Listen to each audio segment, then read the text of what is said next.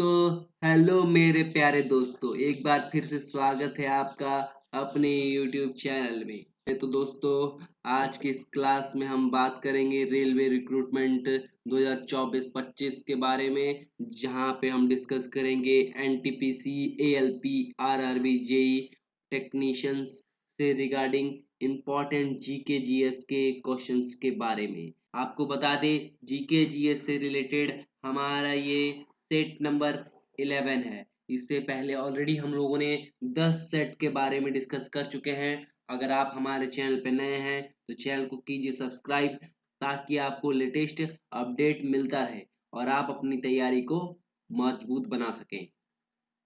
तो आइए बिना किसी देरी के शुरू करते हैं। आज का जो हमारा पहला क्वेश्चन है वो है, ब्रिटिश प्रशासन के दौरान निम्नलिखित में से किस गवर्नर जनरल ने हड़प नीति अपनाया था। बहुत ही इंपॉर्टेंट सवाल, वीवीआई सवाल है, बहुत बार पूछा गया है। तो वो कौन सा गवर्नर जनरल था जिसने हड़प नीति अपनाई थी? तो इसका जो सही आंसर हो जाएगा वो हो जाएगा लॉर्ड डलहौजी। कौन हो जाएगा? लॉर्ड डलहौजी जो है, उन्होंने क्या किया था? हड़प नीति अपनाई थी। लॉर्ड डलहौजी, जिनका कार्यकाल जो था 1848 से 1856 था, और इन्होंने क्या किया था? व्यापकगत नीति या हड़प नीति का जो है सूत्रपात किया था। इन्होंने ही हड़प नीति लागू किया था, और इसके अंतर्गत इन्होंने जो पहला जो प्रदेश मिलाया था वो था सतारा। सतारा को इन्होंने अब क्या हुआ, अपने अंडर ले लिया था। इसमें ये था कि किसी का अगर कोई बारिश नहीं है तो उसमें क्या करना पड़ेगा, उसको ब्रिटिश गवर्नर के अधीन आ जाना पड़ेगा। और इस नीति के अंतर्गत सबसे पहला जो हड़पा गया क्षेत्र था वो था सतारा। ये था 1848 में। कब हुआ था? 1848 ईस्वी में इसको हड़प लिया गया था। इसके अलावा जैतपुर, उदयपुर, झांसी, नागपुर, इन सबको क्या किया गया था? हड़प लिया गया था। तो हड़प नीति का जो अपनाया गया था कौन से गवर्नर जनरल के द्वारा? वो थे लॉर्ड डलहौजी। बढ़ते हैं अगले क्वेश्चन की तरफ। नेक्स्ट है 1744, 1774, क्या है? 1774 में सर्वोच्च न्यायालय को किस शहर में फोर्ट विलियम में शीर्ष न्यायालय के रूप में स्थापित किया गया था? तो किस शहर में किया गया था? फोर्ट विलियम में शीर्ष न्यायालय के रूप में स्थापित किया गया था, वो था कलकत्ता। कलकत्ता में क्या किया था? सर्वोच्च न्यायालय के रूप में स्थापित किया गया था। कब? 1774 ईस्वी में सर्वोच्च न्यायालय के रूप में फोर्ट विलियम के जो शीर्ष न्यायालय था उसके रूप में स्थापित किया गया था। कहाँ पे? कलकत्ता में किया गया था। बढ़ते हैं अगले क्वेश्चन की तरफ। नेक्स्ट है, प्रसिद्ध कवि अमीर खुसरो निम्नलिखित में से किस एक को छोड़कर बाकी सबके समसामयिक थे? मतलब उनके कार्यकाल के दौरान वो क्या थे? उनके साथ थे। उनका जो पीरियड था, उन सारे जो निम्नलिखित में से सारे राजाओं के साथ था, एक को छोड़कर। तो उनका जो कार्यकाल था, उनका जो ये था, उसमें क्या थे? इल्तुतमिश नहीं थे। बाकी सबके क्या थे? वो समकालीन थे, उसी समय से थे। इसमें क्या थे? अमर खुसरो जो थे, बलबन, कैकुबाद, जलालुद्दीन खिलजी, अलाउद्दीन खिलजी, मुबारकबाद, गयासुद्दीन तुगलक, इन सब के क्या थे? समकालीन रहे। और अमीर खुसरो ने टोटल कितना? 7 शासकों का, टोटल 7, 7 शासकों का जो है उन्होंने कार्यकाल देखा था, शासनकाल देखा था। और 1325 ईस्वी में मोहम्मद बिन तुगलक के सत्ता संभालने के वर्ष ही वो क्या किए थे? उनकी मृत्यु हो गई थी। जिस वर्ष क्या हुआ था, मोहम्मद बिन तुगलक ने उन सत्ता संभाला था, उसी समय उसका मृत्यु हो गया था। लेकिन इल्तुतमिश के टाइम में उनका जन्म से पूर्व था। इल्तुतमिश क्या थे? उनके जन्म से पूर्व का उनका शासन काल था। तो इसीलिए क्या हो जाएगा इसका आंसर? इल्तुतमिश हो जाएगा। तो अमीर खुसरो जो थे वो इल्तुतमिश के जो है समसामयिक नहीं थे। बढ़ते हैं अगले क्वेश्चन की तरफ। नेक्स्ट है, किस मुगल शहजादे ने 1657 में उपनिषदों का फारसी में अनुवाद किया? तो वो कौन सा मुगल शहजादा था? यहाँ पे ध्यान देने वाली बात है, शहजादा था जिसने क्या किया था? 1657 ईस्वी में उपनिषदों का फारसी में अनुवाद किया गया। टोटल उपनिषदों की संख्या कितनी है? 18। तो किसने किया था उपनिषदों का फारसी में अनुवाद? तो इसका सही आंसर हो जाएगा दारसिको। दार्शिकों ने ही क्या करवाया था, उपनिषदों का फारसी में अनुवाद कराया था। और उसका नाम क्या रखा था, सीरर ए अकबर। उसका नाम क्या रखा था, सीरर ए अकबर उसका नाम रखा था। और इसकी रचना किसके काल में हुई थी, कौन उस समय मुगल शासक कौन था, उस समय मुगल शासक था शाहजहां। उस समय मुगल शासक कौन था, शाहजहां उस समय मुगल शासक थे। बढ़ते हैं अगले क्वेश्चन की तरफ। नेक्स्ट है, निम्नलिखित में से कौन सा भारतीय राष्ट्र कांग्रेस के गठन के समय भारत का वाइसराय था। तो भारत के जो राष्ट्रीय कांग्रेस का गठन किया गया था उस समय का वाइसराय कौन था। तो इसका गठन कब हुआ था, इसका गठन हुआ था 1885 ईस्वी में जो है भारतीय राष्ट्र कांग्रेस का क्या हुआ था, गठन हुआ था। और इस समय लॉर्ड डफरिन, इस समय कौन थे, लॉर्ड डफरिन जो थे वो भारतीय राष्ट्र कांग्रेस के गठन के समय भारत का वाइसराय था, भारत का वाइसराय था। और लॉर्ड डफरिन का कार्यकाल कितना था, 1884 से लेके 1888 तक जो है लॉर्ड डफरिन का कार्यकाल था। बढ़ते हैं अगले क्वेश्चन की तरफ। नेक्स्ट है, निम्नलिखित में से भारतीय संविधान के कौन से अनुच्छेद में प्रत्येक स्मारक या स्थल या कलात्मक या ऐतिहासिक वस्तु की रक्षा करने के लिए राज्य को दायित्व प्रदान किया गया है।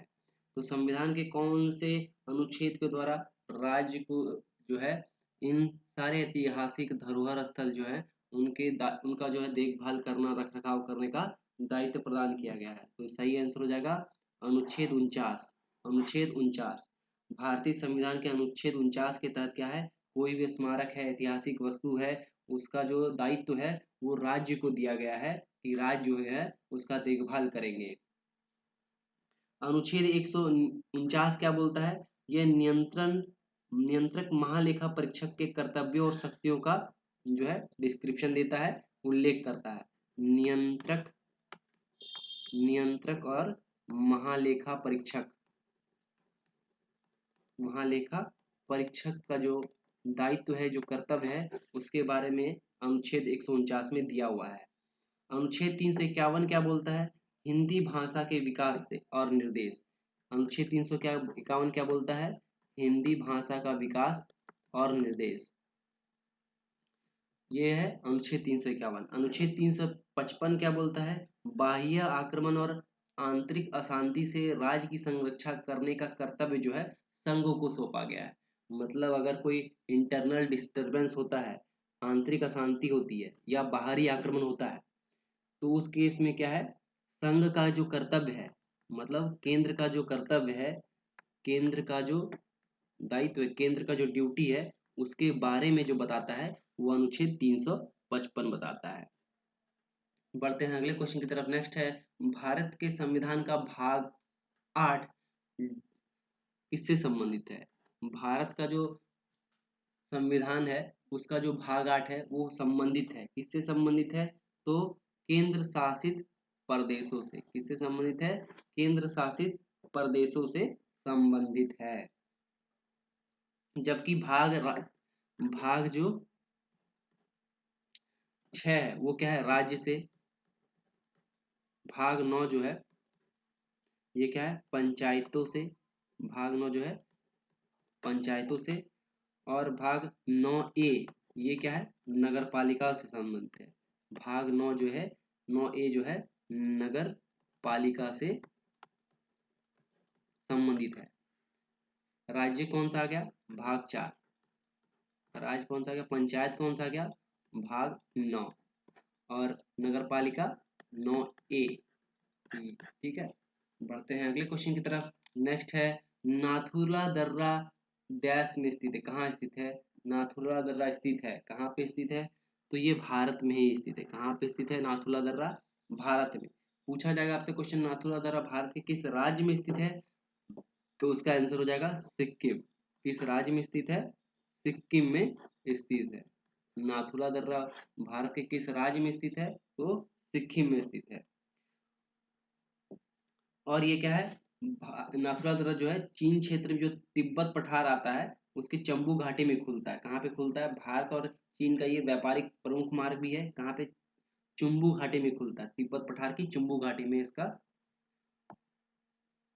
जो भारत से एंट्री है वहां पे तिब्बत की तरफ के खुलता है चुम्बू घाटी में।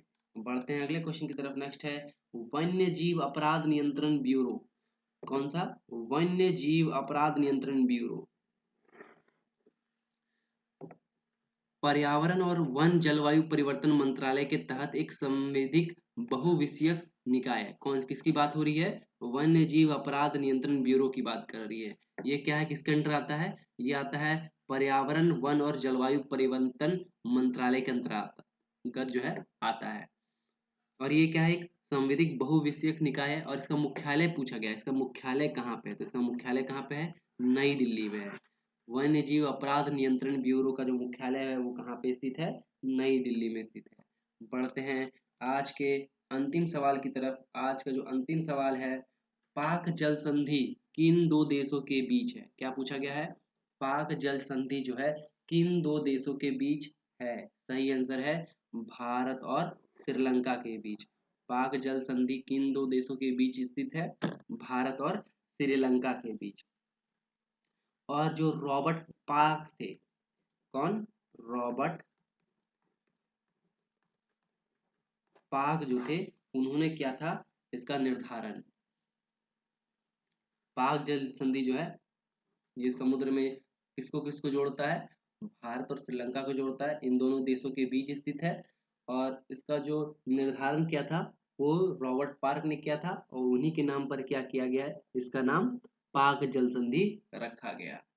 तो इसी के साथ धन्यवाद दोस्तों, मिलते हैं नेक्स्ट वीडियो में।